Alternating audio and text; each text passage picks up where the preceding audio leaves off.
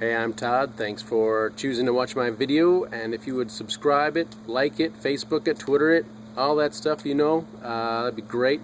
Otherwise, enjoy the video, and I hope it gives you the information you need and is helpful to you. Well, it's a 2003 3.0 liter V6 Chrysler or Mitsubishi. This is a Chrysler Sebring with a Mitsubishi engine, 3.0 liter V6, 24 valves. Going to be doing the timing belt and a water pump on this car. So we're starting to gain access to the timing belt on this 3.0 liter Chrysler Sebring. Coolant overflow jug just slides here on a piece of metal. You just have to lift it up and then take the hose off, of course. And then we've got a 17 millimeter, 2 nuts and a bolt, and a 14 millimeter nut, another bracket. And take that bracket off, pull this hose out of there probably. Maybe disconnect this harness out of here. Get those bolts out. That's probably a 17 millimeter as well. We'll use a jack underneath the engine to support it. I'm not sure how far it'll drop, maybe just a couple 3 inches, if that. We want to support it. That's just the best way to do it before we take the mount out. Everything's left to loosen, right to tighten. You probably get these with a 1/2 inch or 3/8 ratchet and socket set. So the engine does go down quite a bit. I'm going to say about 4 inches is my guess. I see the slant now. So, a good idea to have the jack underneath there. We got other engine mounts and transmission mounts. Should be okay with it, like this. I'm going to go underneath the car now, take the wheel off. 5 21 millimeter lug nuts. Probably have what you need in the trunk, maybe. Take that off. And we have the shield in the wheel well. We got 3 10 millimeter bolts. And we have 3 scrivets, they're called, little Phillips plastic dually dad, left to loosen, right to tighten. Although do not feel bad if they don't come out like they're supposed to. It does happen a lot. I got lucky. Here's the wheel well and our access to the tensioner and the crankshaft pulley bolt, and we'll get it up in the air. And right over here next to the AC, if you have that, here's the drain for the radiator. Again, left to loosen, right to tighten. I've actually been draining it while I've been working on this car, so I'm going to go ahead and tighten that up. It's pretty much done dripping. There's a drain for antifreeze, because you probably do the water pump while you're doing this job. So 14 millimeter nut, loosen this about a turn or 2, and you can turn this screw.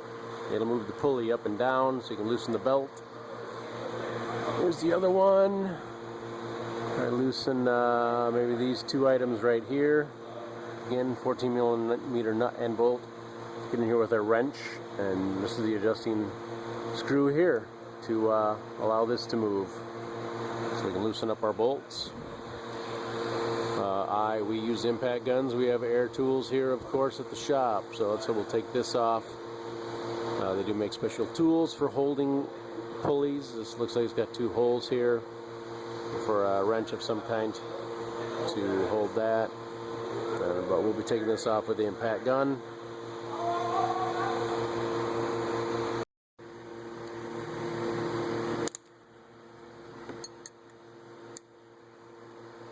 Just like that. I don't have a lot of room from this. Yeah. I'm using a socket and a ratchet there. Oh, I can see it does look like it's laying on the power steering, which may not be good. Then you need to keep a jack underneath here and lift it up so we're not sitting the engine on the power steering pump, pulley, and shaft.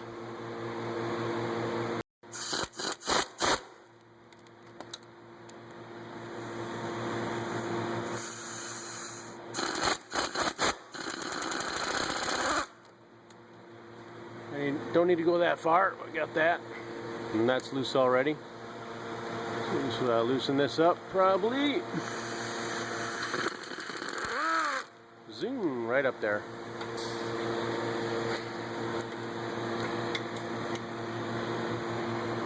Like I said, we'll probably get a ratchet wrench up there and use that on this right here to loosen that. If I can reach in there with my hand even. Nope, well, not turning, but we can get this belt off here. Alternator belt off. Oh, we get a ratchet wrench, we'll loosen that up, and then we'll take the other belt off. Power steering belt. Now this is a 22 millimeter socket I have on there. Now you might be able to fabricate something with a 2x4 or it's probably going to be, yeah, 2x4. Ooh, that's going to be tricky. I'm going to drill some holes. But you can see you can get a couple bolts in there so you can fabricate either something out of metal that's sturdy or a 2x4 like I said. And you have to turn the engine so maybe you can get a good angle with the wood. But you can drill 3 holes. 2 for these bolts through the wood, and then 1 so you can actually get to that bolt in the middle. Would be one way of doing it, so you can hold it while you break it loose with your probably 1/2-inch breaker bar. But as we talked about, I have a gun, so we have a gun, we'll use it.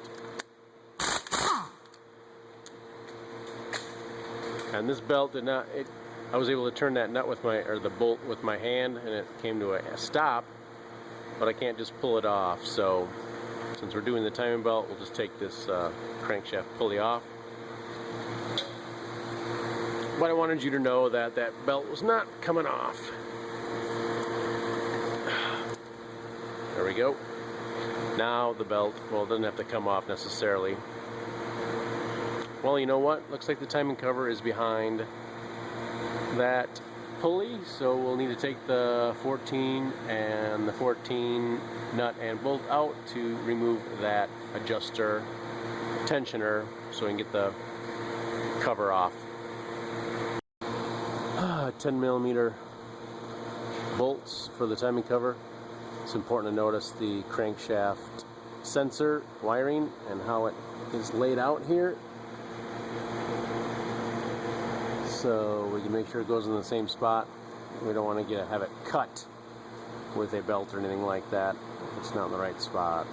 So I think we'll have to take this bracket out, 2, 3 14 millimeter nut bolts, and also the alternator nut here. So the alternator might need to come off a little bit. There's some space back here, not a lot. So might have to be working with that. Let's get this 12 millimeter nut here for the alternator, so we're going to loosen it a little bit, I think is the plan. If we loosen it, we take this 14 millimeter nut off and push the bolt through.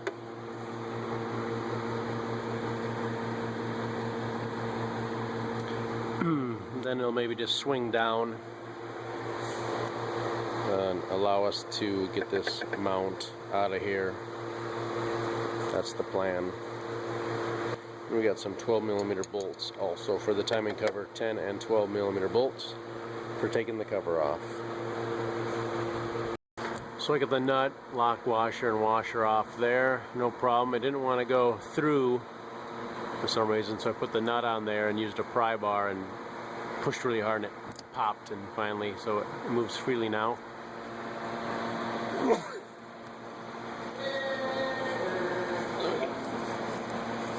Reach back there somehow with my finger. Oh, there we go.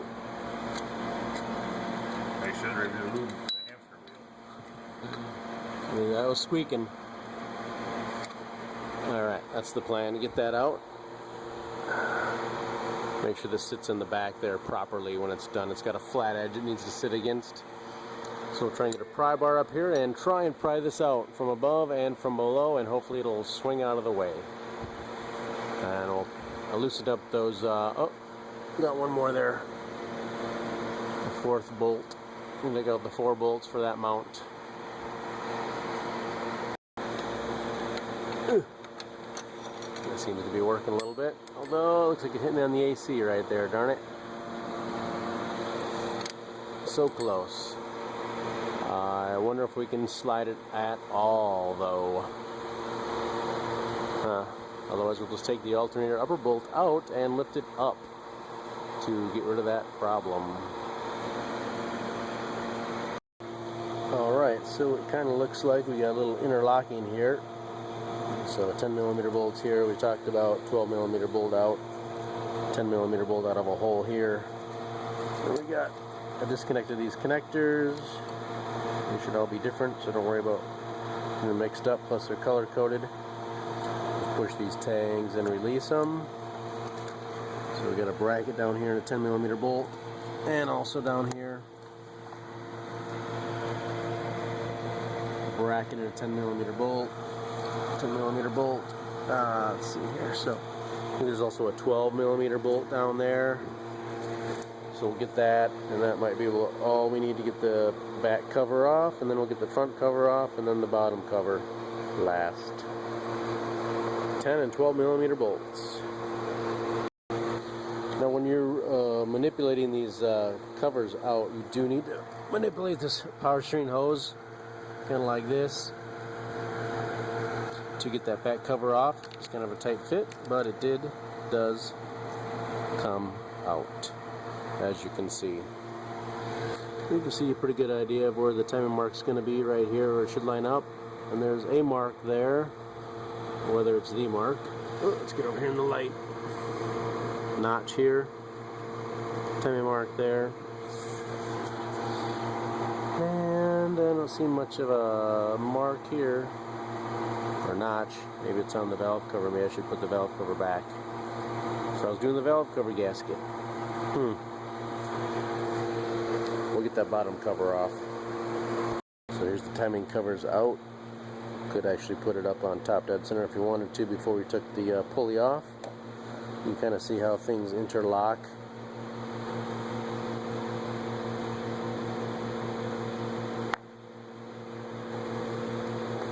Where the bolts are. Hope that helps you there.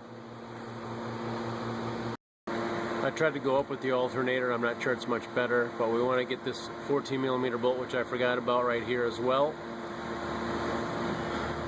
So hopefully you don't need to drop off the AC, but it's just a matter of 4 12mm bolts right here. I suppose you could do that, and then it'll give you some freedom to move it and get that pipe out of the way, maybe get the alternator back. Take that. I'm going to go in there probably with a 14mm swivel socket and get that out. Maybe without moving the AC. I mean, without moving the alternator. But we'll see how it goes. So I got a 14mm swivel. It's not a swivel and a socket. It's just a built-in 14mm with a swivel. Seems to be working pretty good. Got that done. The alternator's moving out of the way now. So it's loose, and we can probably go back up on top and pull it up through the top, hopefully.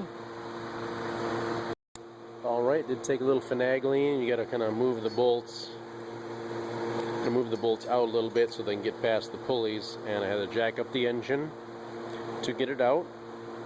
But it is out, coming out now. There we go. With my other items.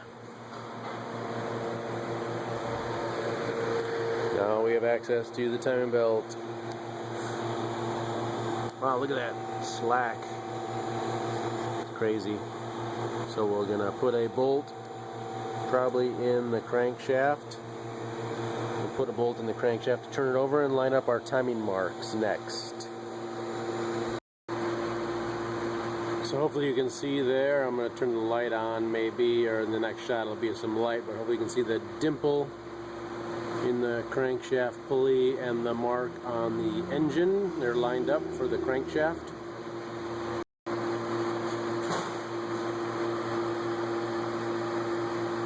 There we go with the light on. It's a good look right there.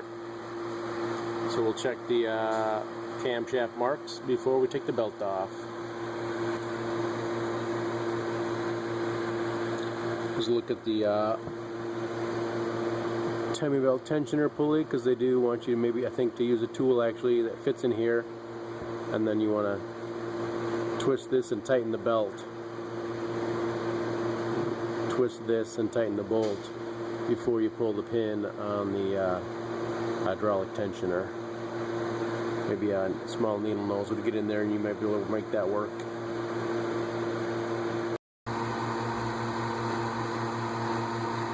So there's the front mark. Looks pretty darn good.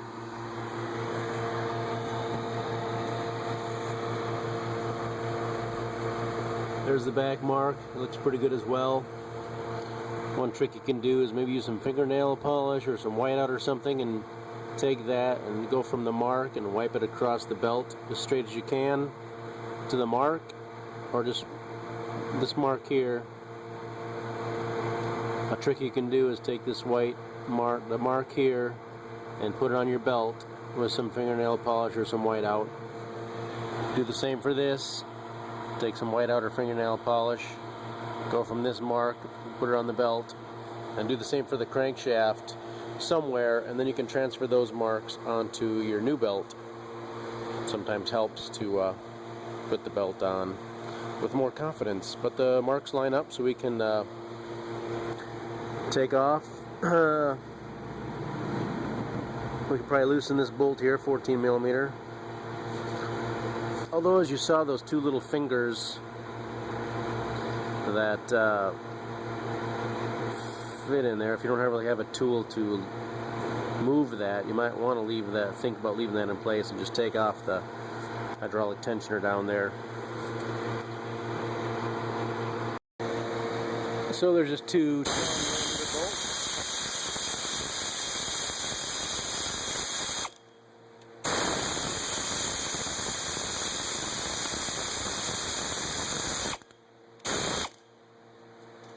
There'll be a little pressure on there with the hydraulic tensioner, but right.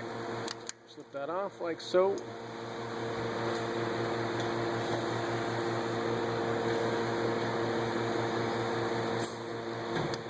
Yeah, this will stay the same then. The proper way to do this is to when you put the belt back on, loosen this, and then use this tool to tighten this onto the belt. And once that's tight, then mount your tensioner and pull the pin, because you need to collapse that tensioner if you don't get a new one, and pull the pin. So since you'll probably be in good shape, if you don't want to mess with this, just leave it tight, and the hydraulic tensioner will probably take care of the slack issue. So there we go. We do want to do the water pump. After this, we can take the belt off.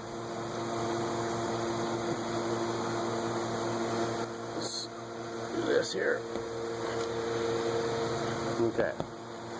Belt's mostly off, and it looks like 12 millimeter bolts. 1, 2, 3. Oh, and a 10 millimeter. Alright, we got a plate back here too, so be aware of that. Looks like pretty new gasket, like someone was here. 12, 14, 12. We got 10, 12, 14, all kinds of bolts for your water pump. You need to take those off to do the water pump. How about that? It's caught on the crankshaft sensor. I'm going to take this off. Here, two 10 millimeter bolts. And that'll allow the belt to come off, and also I am doing the seals on this job, so I need to get the gear off. So there it is off. Take the water pump off. Here's a brand new water pump. You can see then what bolts to take out, what you can leave. So the complete assembly, which I recommend. We'll get an O-ring for the back and a gasket in the bag right there. So we can leave 4 10 millimeter bolts. Leave them alone. Alright, we got our 6 water pump bolts out, plus the bracket that goes onto the engine there. Got that off too.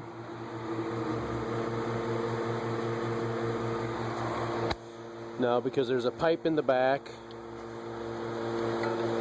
we're just going to try and pry this out. Straight-ish. Maybe my pry bar is too big, maybe. A little movement, a little coolant moving. I do have a bucket down there, which I recommend you have a bucket down there. Catch your fluid.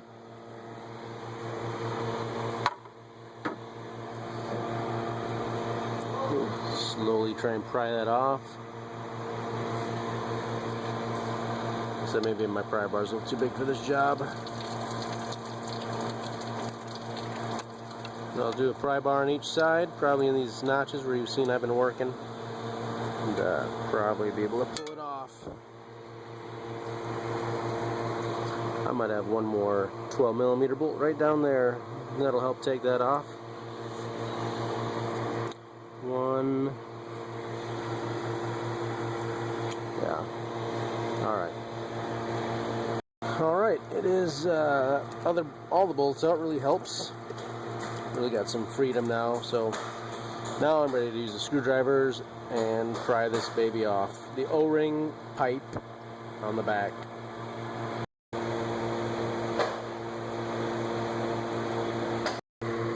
So there's the pipe. I think you can see the groove for the O-ring, which I already took out. Used my pocket knife, took it out. Put the new O-ring on that. Put a little bit of, maybe just a little bit of grease before we install it, make it easier to go on. We do want to take off this gasket. I believe I got lucky, it's a metal gasket. Yes, it just fell in the drink, in the coolant bucket, but I'm going to make sure this is all nice and clean. The mounting surface, so a little emery cloth, Scotch-Brite, something like that, just clean it up. Make sure there's no old gasket on there before you put your new water pump on, and tighten it up.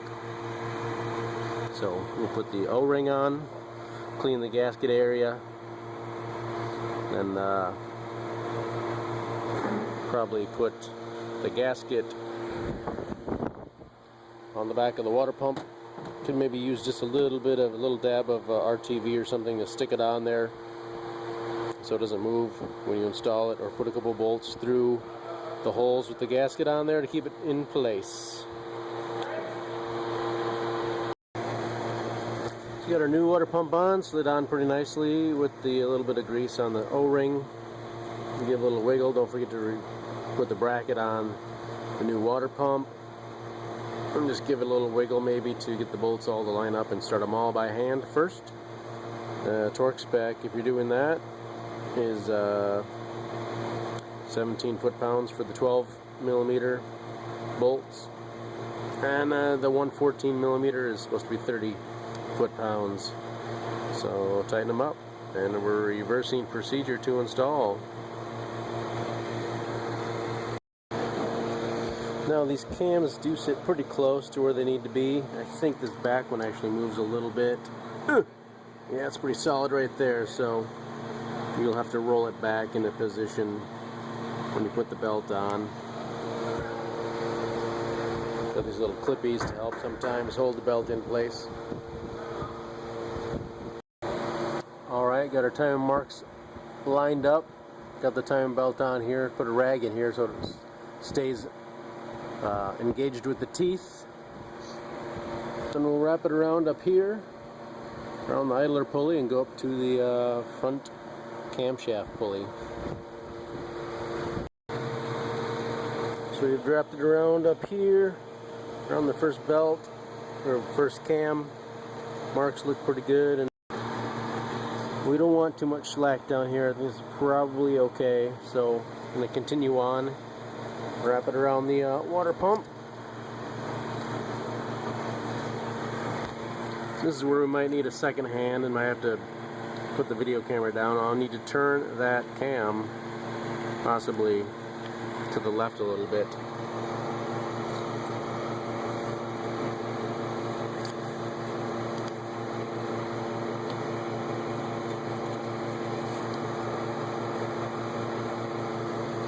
There's quite a bit of slack here though, actually. We maybe put the belt on here.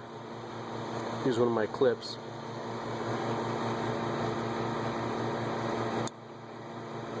Put the belt on. And then we'll actually roll it and we'll see if it lines up. If it lines up and we're tight, then we're probably alright. Most importantly, we don't want this kind of slack in between here. We want it fairly firm.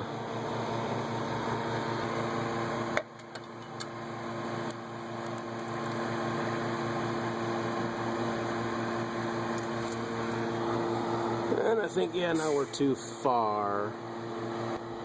Kind of the in-between,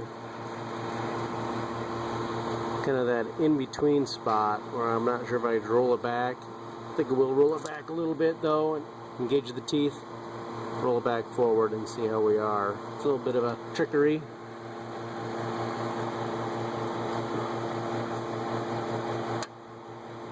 Okay, we've engaged the teeth again.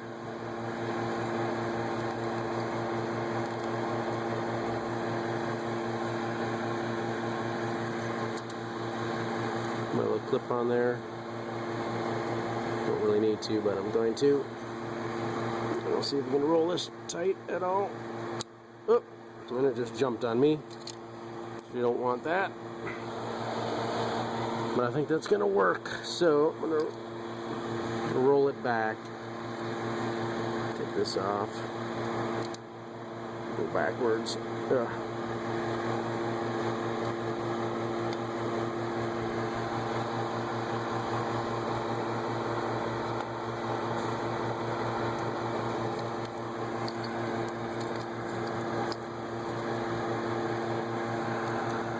That's going to be good.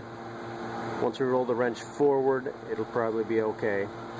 And then lastly, we'll go down and wrap it around the timing belt tensioner pulley right here. We do not have the hydraulic tensioner installed yet.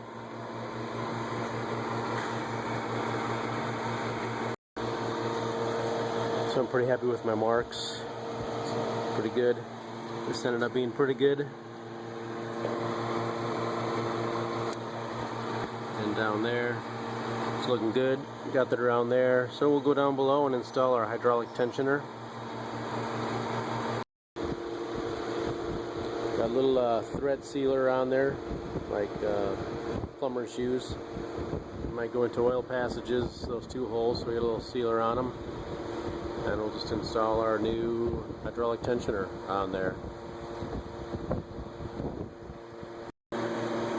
Okay, it's installed. This is the closest thing I got to the special tool is I think it's a snap ring pliers. Match it up in the hole, and then I'm going to turn it until it's fairly tight. You see it's in a pretty similar position that it was when I took it off. So I'm going to tighten this, hold this tight, and then tighten that 14mm bolt. And then we can probably pull the pin. Okay, hold it in place and tighten that. So it's pretty dang close, I think, to where it was originally. So we can go ahead and pull the pin. Not too much to it. Came right out. And we'll put the crank pulley in. Maybe we can put the you can put the pulley on if you want. I'm just going to put the bolt in here and turn it over twice. Turn over twice here. And double check our marks before we put it back together. If it's good and everything lines up, you can start putting it back together. If it doesn't, unfortunately, you probably have to collapse this again. You'll have to put this in a vise or a C-clamp and compress that piston again and put a key of some kind in there, a drill bit or a small Allen. Coat hangers usually aren't strong enough, so don't do that. Otherwise, put it back together. Alright, maybe mention a few things. Putting back together. 134 foot-pounds on the crankshaft pulley bolt. And this mount up here that we fought with a little bit actually has 2 dowel pins on the engine, and on the mount itself has 2 little holes. Not a huge deal, just make sure you get those dowel pins in the holes, which you probably feel it'll sit right and flush with the engine when it's put together right, so I'm sure that won't be a problem. So when you get it all back together, of course you'll want to put some coolant in it. So we'll be putting coolant here in the radiator and the overflow. So fill this up with a good 50-50 mix of coolant. This had green antifreeze in it, so I put that back, but this might have Chrysler antifreeze if you're doing it, an orangish color. So put whatever's appropriate, whatever you took out probably, and fill this up. Might take a little while. And then once it's full, go ahead and put the cap on and run it. And inside, put the temperature on hot and turn the blower up to 1 or 2 so you can feel the air. And hopefully in about 5 minutes or so you can feel some warm air. You can feel the air warming up. That's a good sign. And continue to let it run. Maybe drive it for a while, 5 or 6 miles. Let it get up to operating temperature and cool off, and top off your fluid as necessary in the radiator, and that maybe after 4 or 5 hours of sitting you can check it again. If you run it for 5, 6, 7 minutes and you don't feel any temperature change, you might want to shut it off and let it sit for a little bit, and then open up this radiator cap again, and you might have had an air pocket in there, and you might want to open it up and continue to fill it. You probably get I'm guessing a gallon and a half in it.